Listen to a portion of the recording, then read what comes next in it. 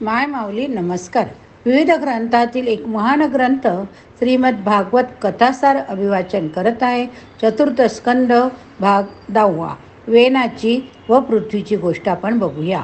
प्रथम श्री वेदव्यासांना नमस्कार करून प्रारंभ करते.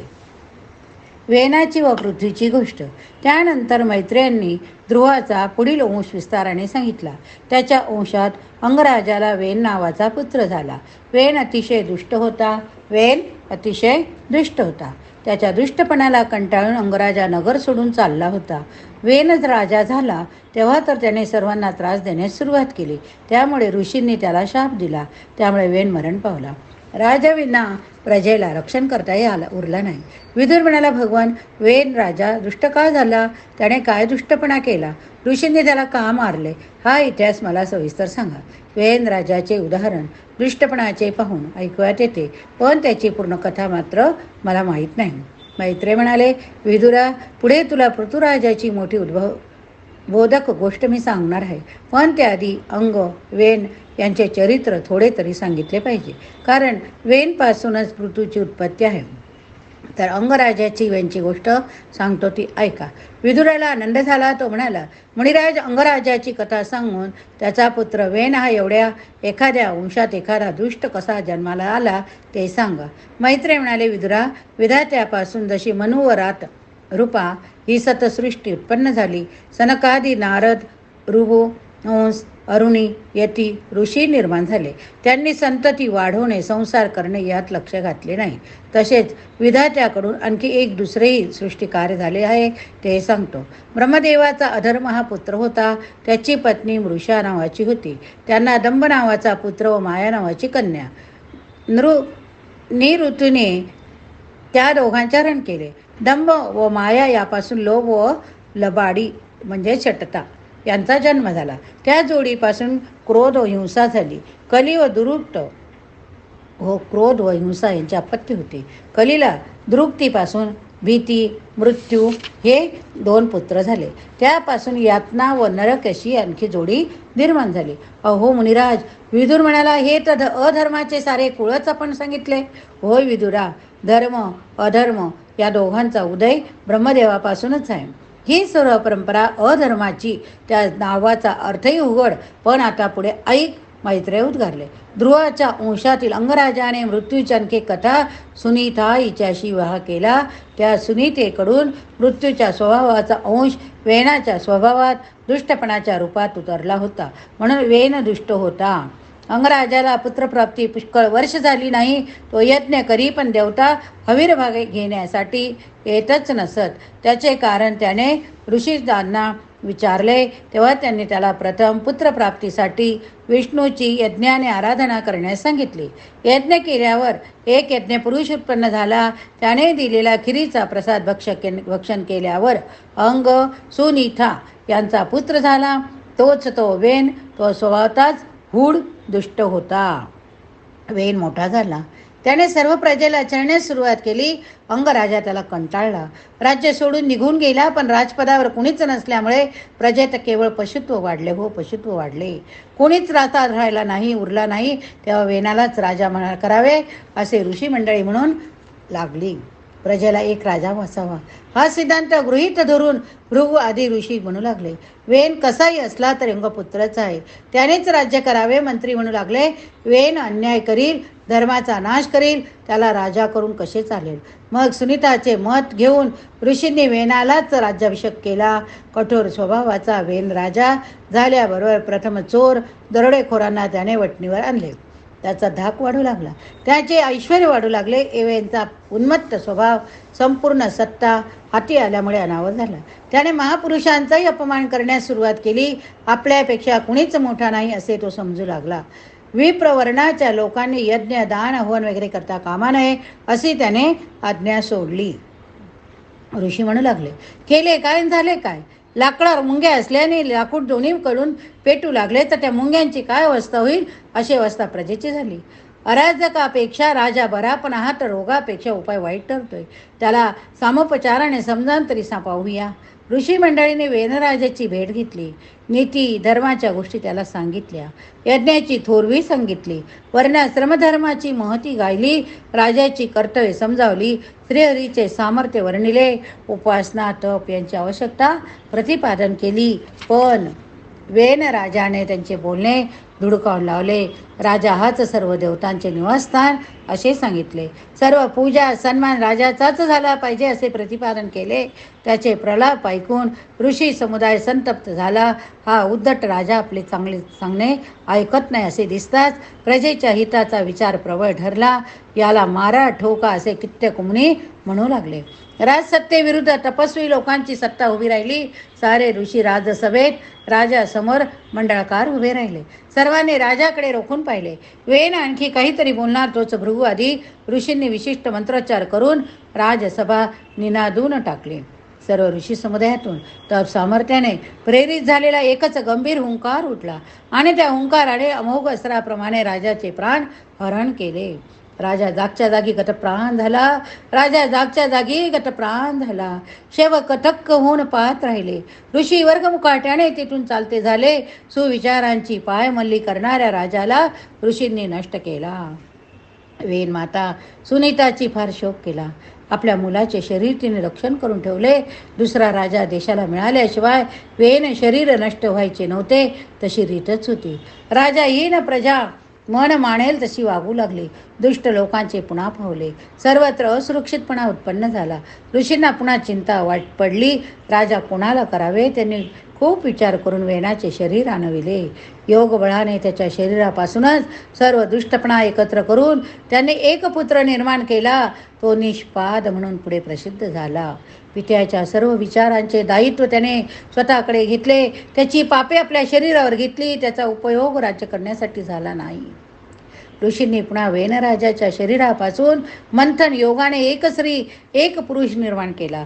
त्या स्त्रीचे नाव त्यांनी अर्ची ठेवले. पुरुषाचे नाव पृथू ठेवले. त्यावेळी विष्णू लक्ष्मी यांचेच अवतार आहेत असे ऋषींनी ओळखले.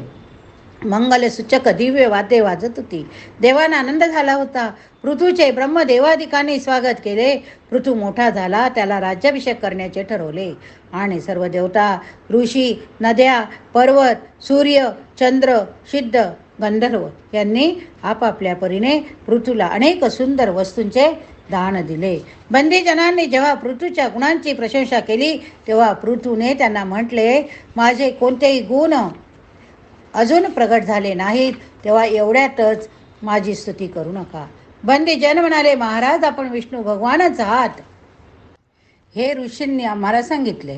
पृथू नावावरूनच या भूमीला पृथ्वी हे नाव यापुढे रूढ होणार असे म्हटले तरी चालेल. इतका महान तुमचा पराक्रम आहे. तुम्ही धर्मरक्षक नीतिरक्षक प्रजाचे प्रतिपालक समदर्शी दुष्टांना दंड करणारे मायाळू आहात. तुमची कीर्ती अखंड विमल राहील. तुम्ही 100 अश्वमेध यज्ञ कराल. सनत कुमार एकदा स्वतःच तुम्हाला पूर्ण ज्ञान देतील. गोरूपी पृथ्वीचे दूधरूपी सर्व इष्ट फळ तुम्हीच काढाल. इंद्र तुमच्या यज्ञाचा घोडा पळवील. अशी अनेक प्रकारची भविष्यवाणी बंदीजनांनी त्यावेळी प्रगट केली. विदुराने मैत्रेयांना पृथ्वीचे चरित्र समग्र वर्णन करायला सांगितले. मैत्रेय सांगू लागले, पृथ्वीला राज्याभिषेक केला त्यावेळी पृथ्वी अन्नहीन झाली होती. लोकभुकेने व्याकुळ झाले होते. प्रजाजन पृथ्वीकडे ग्रहणे करून गेली. आपली दशा त्याला निवेदन केली. ऋतूने दुष्काळाचे कारण मनात ध्यान करून चालले. या पृथ्वीनेच सर्व अन्नधान्य आपल्या पोटात धारण करून ठेवले. तिलाच मी ते अन्न देण्यास भाग पाडतो. रागाने पृथ्वीने आपले धनुष्य सज्ज केले. पृथ्वीवरच शरसंधान केले. पृथ्वी भयभीत झाली. तिने गायीचे रूप घेतले. ती पळत सुटली. पृथ्वीने तिला पाठलाग केला. जिथपर्यंत पृथ्वी जाई तिथपर्यंत पृथ्वी धनुष्यबाण घेऊन जाई. पृथ्वीपासून तिचे रक्षण करणारा दुसरा कुणीच भेटला नाही. तेव्हा पृथ्वीलाच शरण आली. मला का मारतोस ऐशा राजा? माझेही रक्षण तूच केले पाहिजे. मी दीन आहे. माझा काय अपराध? तू धर्मज्ञ आहेस. तू माझा एका स्त्रीचा वध करणार. मला मारलेस तर तुझ्या प्रजेला आधार कुठला? ती कुठे राहील? ती म्हणाली, मग तू अन्न का देत नाहीस? यज्ञातील भाग मात्र देवता रूपाने घेतेस. अन्नरूपी दूध देत नाहीस. मी आज तुला मारणार. पृथू म्हणाला, राजा, म्हणून माझेही काही कर्तव्य आहे. पृथ्वी म्हणाली, तूच विष्णू पृथ्वी पालक आहे. पृथू, म्हणून तू राजा असला तरी भगवान विष्णूचाच अंश आहे. मी जे सांगते ते शांतपणे ऐकून घे. ब्रह्मदेवाने ज्या धान्याधिक अन्न निर्माण केले ते दुराचारी लोकच खाऊन फक्त फस्त करीत आहे, हे मी पाहिले. राजांनी माझे प्रतिपालन करायचे सोडले. प्रजेत केवळ स्वार्था लोकच राहिले. म्हणून मी वनस्पती, धान्य, जल हे सर्व लपवून ठेवले. तू माझे जवळील अन्नरूपी दूध काढून घेण्यासाठी योग्य वत्स म्हणजे वासरू आण, योग्य असे भांडे आण. माझी पाठ सपाट सकल कर. इंद्र जो पाऊस पाडील तो वाहून जाणार नाही असे कर, म्हणजे मी अन्न देईन. पृथ्वीने भूमीच्या सांगण्यातील द्रव्य ओळखले, तथ्य ओळखले. त्याने मनूला वत्स केले व आपल्या हातातच धान्य घेतले. ऋषींनी बृहस्पतीला वत्स रूप दिले, वेदरूप दूध काढले.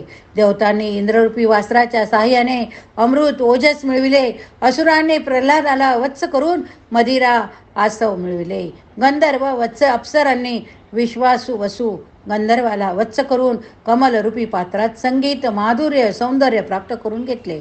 अशा तऱ्हेने पृथ्वीपासून अनेकांनी अनेक वस्तू प्राप्त केल्या. पृथ्वीने त्या सर्वांना यथायोग्य वाटून दिल्या. त्याने डोंगर फोडले, खड्डे भरले, भूमी सपाट केली, कृषी योग्य केले, प्रजांना वस्ती करण्यास सोयी केल्या. पृथ्वीनेच प्रथम नगारे, ग्राम, दुर्ग, पशुगृहे यांच्या रचना केल्या. पृथ्वीने 200 अश्वमेध यज्ञ करण्याचे ठरवले. ब्रह्मावर्त क्षेत्रात त्याने त्यासाठी दीक्षा घेतली. एकामागून एक यज्ञांना आरंभ झाला. विष्णू स्वतः दर्शन देते झाले. सनाधिकच सर्वच ऋषी झाले. पृथ्वी तर कामधेनूसारखी हवी ते देत होती. सर्व लोकपाल, देवदेवता, विद्याधर, गंधर्व यज्ञात सहभागी झाले. इंद्राला मात्र पृथ्वीचा हा श्रेष्ठपणा सहन झाला नाही. 100 यज्ञ काला करावयाचा संकल्प होता. त्यातील 99 यज्ञ पूर्ण झाले. 100वा यज्ञ झाला म्हणजे राजा पृथ्वी इंद्राच्या समान झाला असता. शतमुख हे इंद्राचे नाव आहे. काय नाव? शतमुख. 100वा यज्ञ सुरू झाला. तिकडे इंद्राने ठरवले की हा यज्ञ पूर्ण होताच कामा नये. त्याने खोटाच ऋषीसारखा वेश धारण केला. जटांचा भार शिरावर, भस्मासारख्या अंगभर भगवी वस्त्रे नेसलेला, खडावा, कमंडलू, रुद्राक्षा माळा, जणू काही खूप तप करून या पृथ्वीवर केवळ उपकार करायला संचार करणारा ब्रह्मर्षी, शांत भव्य मुद्रा. यज्ञस्थानी इतर ऋषीसारखाच दिसणारा हा इंद्र सराईतपणे वावरणारा होता. कुणालाच शंका झाली नाही, कारण सर्वांचे लक्ष होते यज्ञविधीकडे, मंत्र्याकडे, सामग्रीच्या व्यवस्थेकडे, आदरतिथ्याकडे, मानसन्मानाकडे. यज्ञाचा घोडा इंद्राने सर्वांचा डोळा चुकवून पळविला. शीघ्र वेगाने इंद्र त्या अश्वासह आकाशमार्गे जाऊ लागला. अत्रि ऋषींच्या लक्षात मात्र चटकन सारा प्रकार आला. इंद्र घोडा घेऊन पळाला. तो पहा ते ओरडले. पृथूचा मुलगा इंद्रामागे धावला, पण इंद्राचा धार्मिक वेश पाहून त्याची दिशाभूल झाली. त्याच्यावर त्याने बाणही मारला नाही. तो तसाच यज्ञस्थानी परत आला. अत्रि मुनींनी त्याला पुन्हा पाठविले. अरे, तो कपटी इंद्रच आलाय तुमच्या यज्ञात विघ्न करायला. जा जा जा, सरळ त्याला मारून टाका. ते ओरडले. पृथ्वीचा पुत्र तत्काळ वायुवेगाने इंद्रामागे धावला. तो आता फसत नाही असे पाहून इंद्राने अत्यंत वेगाने पलायन सुरू केले, पण पृथ्वीवर पुत्राने त्याला गाठलेच. तो आपल्यावर हल्ला करणार असे पाहून इंद्राने तापस वेश टाकला. तो अदृश्य झाला. घोडा तेथेच राहिला. घोडा घेऊन पृथ्वीपुत्र परत आला. सर्वत्र आनंदी आनंद झाला. पृथ्वीपुत्राचे सर्वांनी कौतुक केले. त्याला विजिताश्व असे नाव दिले. आता यापुढील उर्वरित भाग, वेनाची व पृथ्वीची गोष्ट, यामधील उर्वरित भाग आपण पुढच्या भागात बघूया. हरये नमः.